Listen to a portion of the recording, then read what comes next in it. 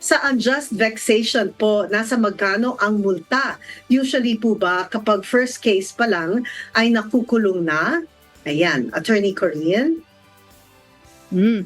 So, para po ulit sa kaalaman ng lahat, no? Kasi ang unjust vexation, yun nga po yung any action or omission that causes annoyance, irritation, or torment to another person. So, usually po, ang nagiging, again, ang unjust vexation ay criminal action yan. So, pagdating sa criminal action, lagi tayong, yun nga sinabi ko kanina, may civil aspect, tsaka may criminal aspect. So, yung criminal penalty natin ito, maaari siyang mapatawan ng arresto minor or yung tinatawag na, yung pagkakakulong na for a period of 1 day to 30 days or fine ranging from 1,000 to not more than 40,000 or both. At the yung sabi ko pong both, syempre at the discretion of the court. So, yung tanong niya po na usually ba kapag sa first case ay nakukulong na.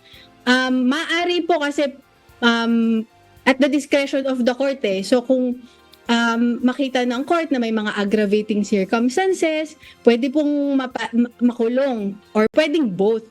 Yung fine at yung pagkakakulong, pwedeng both.